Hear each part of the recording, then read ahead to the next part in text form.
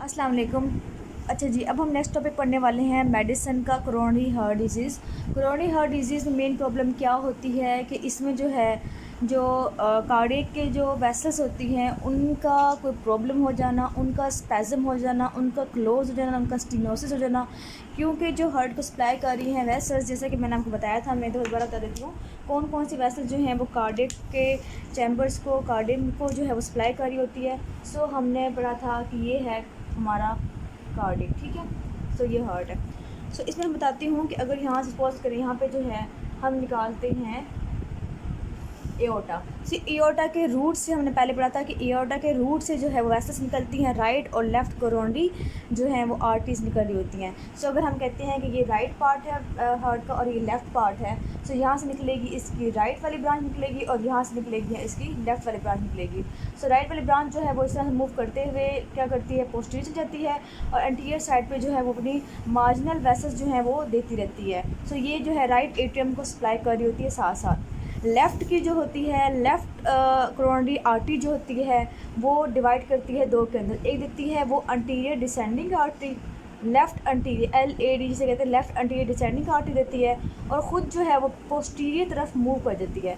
Posterior में जाने के बाद जो है वो पोस्टीरियर साइड पे मार्जिनल आर्टरीज देती है और पोस्टीरियर साइड पे जो लेफ़्ट वेंट्रिकल है उसको सप्लाई करती है। सो पोस्टीरियर साइड पे जो है वो इस तरह से वेसल्स जो हैं वो जा रही होती हैं। अगर हम बात करें राइट की, तो राइट की जो है आर्टरी, कोरोनरी आर्टरी, वो मूव करने के बाद पोस्टीरियर जाती है। पोस्टीरियर जाने के बाद वो जितनी भी होती है पार्ट राइट जितना भी वेंट्रिकल होता है वो उसको सप्लाई करती है और साथ साथ सेप्टम को भी सप्लाई कर रही होती है, कुछ ना कुछ उसको ब्रांच दे रही होती है। साथ ही साथ इसकी एक ब्रांच निकलती है जो कि यहाँ निकलती है, जो कि हमारा एट्रियम होता है, इसके SA नोड AV नोड होते हैं, उनको भी ये सप्लाई कर रही होती है। सो हमारा राइट और लेफ़्ट कोरोनरी आर्टरी होती है। अब सपोज़ करें कि ये जो हमारी आर्टरी है लेफ़्ट अंटीरियर डिसेंडिंग आर्टरी है, अगर इसमें कोई थ्रोम्बस बन जाए, अगर कोई थ्रोम्बस बन जाए और वो इस तरह से बने कि वो इसको क्लोज़ कर दे, ठीक है। यहाँ पे कोई थ्रोम्बस बना है, थ्रोम्बस हुई है।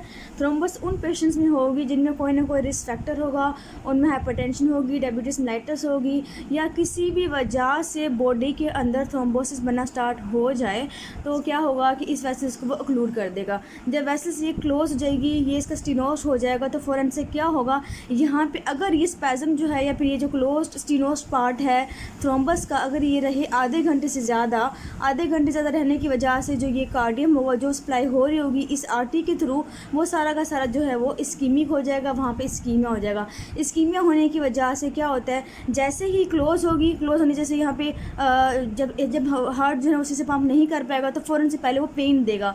पेन जो है वो फील होती है चेस्ट पे, किस पे, लेफ़्ट साइड और चेस्ट पे पेन होती है और वो कहाँ पे होती है, सब स्टर्नल रीजन पे होती है। सो अगर मैं बात करूँ यहाँ पे स्टर्नम है, अगर मैं यहाँ बनाऊँ थोरेसिक, वहाँ थोरेसिक पार्ट बनाऊँ, अगर मैं सपोज करें ये जो है लेफ़्ट साइड है, ठीक है, चेस्ट की। सो यहाँ पे जो है हमारा स्टर्नम है, ये है स्टर्नम, ठीक है। स्टर्नम के बिल्कुल नीचे यहाँ से पेन स्टार्ट होती है, बहुत ही हैवी और शदीद पेन स्टार्ट होती है। ये पेन रेडिएट करती है आर्म की तरफ और नेक की तरफ और जाग की तरफ। सो ये शदीद किस्म की पेन होना स्टार्ट होती है। अगर ये जो स्टीनोस पार्ट है या फिर वेसल्स की जो क्लोज हुई है वो 30 मिनट से अगर कम रही है तो फिर तो ये रिवर्सिबल है, कोई प्रॉब्लम नहीं होती, स्कीमिया ख़ास नहीं होता। लेकिन अगर ये 30 मिनट से भी ज़्यादा देर तक रहे तो फिर क्या होता है कि वहाँ पे इस्कीमिया स्टार्ट हो जाता है। इस्कीमिया जब स्टार्ट होगा तो पेशेंट को क्या होगा, पेशेंट को वोमिटिंग भी होगी, नोज़िया भी होगा, स्वेटिंग भी होगी। सो ये सारे सिम्टम शो करते हैं कि इस पेशेंट को जो है अगर आधे घंटे से ज़्यादा पेन रहा है हार्ट वाली साइड पर, तो हम कहते हैं कि इसको जो है वो मायोकार्डियल इन्फेक्शन के चांसेस ज़्यादा होते हैं। लेकिन हम जो है वो ऐसे नहीं कहते होते, हम लाजमी टेस्ट करवाने होते हैं, टेस्ट के बाद ही हम फाइनल करते हैं कि ये क्या प्रॉब्लम है। जी, अब हम बात करते हैं कोरोनरी हार्ट डिजीज़ में मेनली कौन कौन सी आती हैं। इसमें हमने जो पढ़नी है बुक के अंदर वो आपने पढ़नी है, एक तो अंजाइना वाला टॉपिक पढ़ना है, ठीक है, और दूसरा जो है आपकी acute coronary syndrome. Acute coronary syndrome क्या होता है और हम अंजाइना को अलग से क्यों पढ़ते हैं। मेनली क्या होता है कि अंजाइना में जो है वो अंजाइना, अगर हम अंजाइना का बताएं तो अंजाइना को हम मेनली ले रहे होते हैं कौन सा अंजाइना, जो कि मेनली स्टेबल अंजाइना होता है। स्टेबल अंजाइना एक ऐसा अंजाइना होता है कि जिसमें पेशेंट को पेन तो होती है, ऑन एंड ऑफ कभी कभार पेन होती है, लेकिन पेन कब होगी, सिर्फ और सिर्फ एक्सर्शन पे पेन होगी, इसके अलावा जो है वो पेन नहीं होगी, रेस्ट पे पेन नहीं होगी। सो ये हमारा आता है स्टेबल अंजाइना। और इसके अलावा अगर हम बात करें एंजाइना की तो एक और भी होता है जिसे हम कहते हैं प्रिंस मेटल कहते हैं या वेरिएंट एंजाइना कहते हैं। प्रिंस मेटल एंजाइना जो क्या एक बार जो है क्वेश्चन में आया हुआ है प्रिंस मेटल एंजाइना, वो इसमें ये होता है कि जो ये आर्टरी है सपोज करें इसका सिर्फ और सिर्फ स्पैज़म होता है थोड़ी देर के लिए और कोई ख़ास प्रॉब्लम नहीं होती। लेकिन जो स्टेबल एंजाइना है इसमें मेनली क्या होता है, इसमें एक आर्टरी के अंदर एक फिक्स जो है वो थ्रोम्बस बना होता है। लेकिन एक्यूट कोरोनरी सिंड्रोम कब होता है?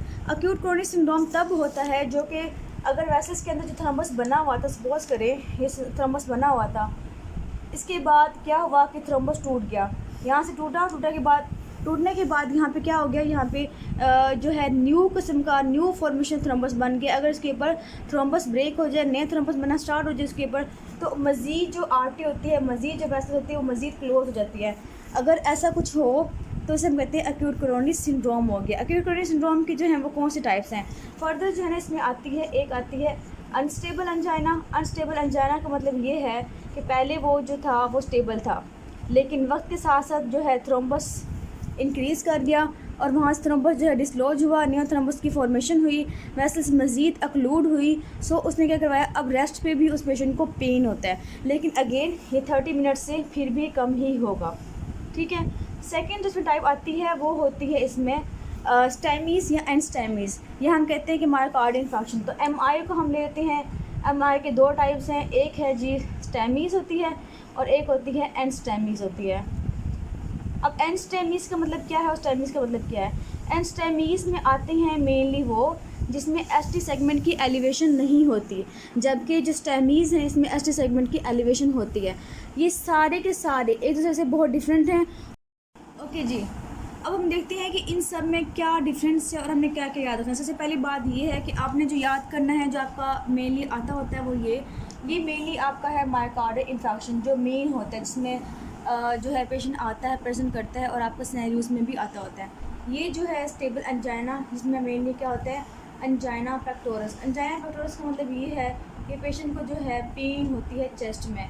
एंजाइना पेक्टोरस इसमें भी हो सकता है, इसमें भी, इसमें भी, इसमें भी, सब में ही जो है पेशेंट प्रेजेंट कर सकता है, लेकिन डिपेंड करता है कि पेन का ड्यूरेशन कितना है। सबसे पहले हम बात करते हैं ड्यूरेशन की। सो ड्यूरेशन में ये है कि ये जो होगा 30 मिनट से कम का होगा, मेनली 5 to 10 मिनट्स तक ही इसका जो है वो होती है, हल्की सी पेन होती है एक्सर्शन पे और उसके बाद ठीक हो जाता है। सो हमने एक बात कर ली कि इसका टाइम देख लिया और उसमें क्या होती है, एक्सर्शन पे अगर होगी तो हम कहते हैं कि ये जो है स्टेबल एंजाइना। उसके बाद पेशेंट बिल्कुल ठीक हो जाएगा नाइट्रेट्स यूज़ करने की वजह से। अगर नाइट्रेट्स देंगे या रेस्ट करेगा तो पेशेंट ठीक हो जाएगा। फिर हम बात करते हैं अनस्टेबल की। अनस्टेबल में भी टाइम जो है ना वो 30 मिनट से कम ही होगा। ठीक है, 30 मिनट से कम ही होगा, लेकिन इसमें क्या होगा, इसमें रेस्ट पे जो है वो सिम्टम आएंगे, इस पे एक्सर्शन पे आएंगे, इस पे रेस्ट पे आएंगे। फिर हम बात करते हैं एनस्टेमीज़ की। एनस्टेमीज़ में ये है कि इसमें हमने क्या करवाया कि टाइम जो है वो इंक्रीज़ कर गया, लेकिन इसमें भी टाइम जो होगा 30 मिनट से कम ही होगा। ठीक है, और ये भी रेस्ट पे ही होगा। साथ सेम ये जो है ये आपका 30 मिनट से इसमें ज़्यादा टाइम होगा और ये भी रेस्ट पे ही होगा। ठीक है। सो इसमें सिर्फ एक्सर्शन पे अगर आपको सिनेरियो में आता है कि पेशेंट को पेन चेस्ट में स्टार्ट हुई है ऑन एक्सर्शन, तो आप ये याद कर लें कि ये जो होगा स्टेबल एंजाइना होगा। उसके बाद जो है फर्दर हम बात करते हैं उसकी। अब ये सारे जो है आपको सेम लग रहे हैं, इसमें सिर्फ टाइम का डिफरेंस जो है वो यहाँ पे आएगा। अगर 30 मिनट से ज़्यादा है तो ये मायोकार्डियल इंफार्क्शन की तरफ लीड कर सकता है। मेनली जो एनस्टेमी होता है जिसमें कहते हैं an non ST segment elevation जो होती है, इसमें मेनली क्या होता है, इसमें होता है ट्रांसम्यूरल। ये पूरी की पूरी जो वॉल होती है हार्ट की, उस पूरे का पूरा जो है उस स्कीम में हो गया है। और ये जो होती है सब एंडोकार्डियल होती है। सब एंडोकार्डियल जो लेयर होती है, एंडोकार्डियम जो होती है हार्ट की मेनली, उसका जो है वो स्कीमिया हो जाता है, जिसमें एनस्टेमीज़ बनते होते हैं।